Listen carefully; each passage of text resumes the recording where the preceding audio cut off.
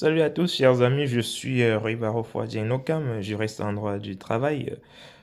Très heureux de vous retrouver une fois de plus aujourd'hui dans le cadre d'une nouvelle vidéo consacrée une fois de plus à la rupture conventionnelle. Vous savez, c'est le thème de l'heure. Nous allons aborder aujourd'hui une décision qui a été rendue récemment par la Cour de cassation et qui portait sur le licenciement en matière de rupture conventionnelle. Plus précisément, la question qui a été posée à la Cour de cassation est celle de savoir est-ce qu'il est possible de licencier le salarié qui a signé une rupture conventionnelle.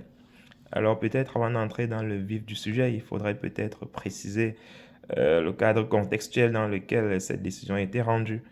Alors, il s'agit là d'un salarié qui a signé en 2018, en janvier 2018 plus précisément, une rupture conventionnelle avec son employeur, dont la date de fin de contrat était prévue en juin 2018.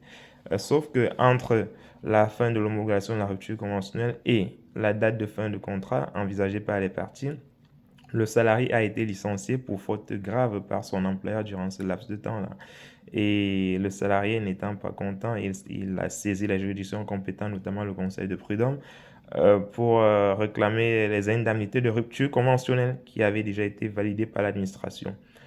Il a été débouté, n'étant pas content, il a saisi la cour d'appel pour faire appel de cette décision-là. Sauf que la cour d'appel a donné raison au juge du fond et le salarié s'est donc pourvu en cassation pour revoir la décision de la cour d'appel.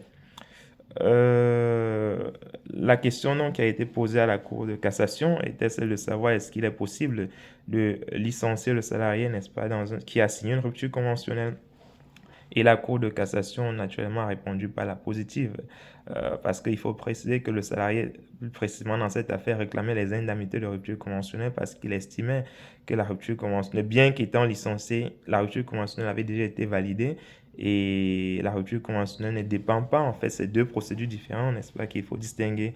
Et une fois que la rupture conventionnelle est validée, homologuée, normalement, le salarié a droit, même s'il est licencié par la suite, il a droit aux indemnités de rupture conventionnelle. En tout cas, c'est la position qu'a adoptée la Cour de cassation dans cette affaire-là.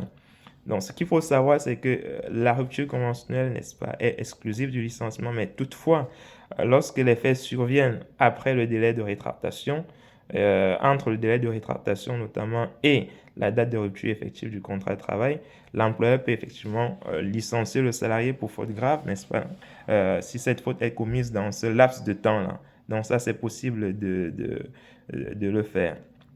Et si la rupture conventionnelle a déjà été homologuée, bien qu'une procédure de licenciement ait été engagée par la suite, normalement le salarié a droit aux indemnités de rupture conventionnelle telles que prévues par le CERFA de rupture conventionnelle. Et si l'employeur ne le fait pas, naturellement le salarié il est en droit de saisir le conseil des prud'hommes pour réclamer le versement de, le versement de ces montants, autant pour moi, qui a été décidé de manière conjointe par les parties, notamment au moment de la saisine, au moment de la signature du CERFA, autant pour moi. Donc, je crois que c'est clair pour vous, les amis. N'hésitez pas de poser des questions en commentaire si vous souhaitez avoir des clarifications sur certains points précis.